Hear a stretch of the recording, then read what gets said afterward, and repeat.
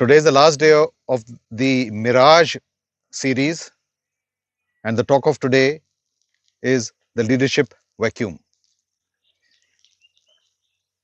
Leadership is not so much about the people you are in charge of as it is of being in charge of the people who are in your charge. And there is a huge difference here. And I strongly believe that at least here in India, it is not looked with this perspective. Certainly not looked of people being in your charge, in your charge. They're just viewed as a bunch of people. Leadership is about delegation. It's about responsibility. It's about accountability. It's about carrying the people who matter with you, carrying all the people, not just a bunch of people who you think matter to you. Leadership is about sacrificing your ego at the altar of humility and moving forward. It's not about getting jobs done the way you want them done. Everyone cannot do everything, or a few people cannot do everything which is being attempted. And that's where the wheels of the car fall off. Here, the engine has fallen off. Steve Jobs said that one of the reasons Apple was so successful and is so successful as a company because Apple has no committees, none whatsoever. There's not a single committee in Apple.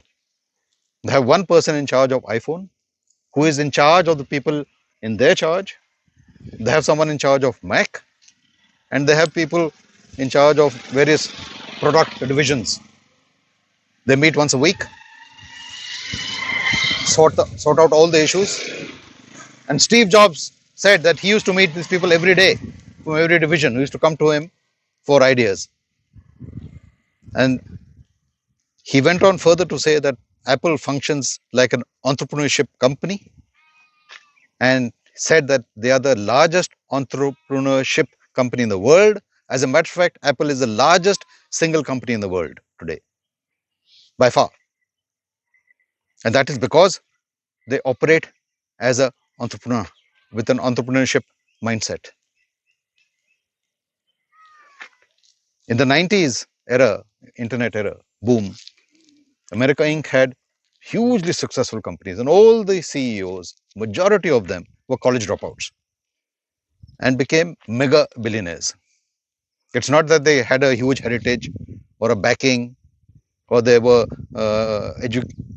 had a huge education. No, they were college dropouts. Yet they made it because they had the right thinking, they had the right actions, and they had the right mindset and attitude. And the reason why I give you a lot of biographical stories is because I'm hoping that you can relate to some of the stories that I tell you and move forward. Because if Steve Jobs could do it, after all, Steve Jobs was adopted. He was left by his biological father and he was brought up by other people. So these biographical stories are very, very powerful. They are not stories best told on celluloid in someone's imagination. No, these are real life stories of super successful people. So adopt these attitudes and get there.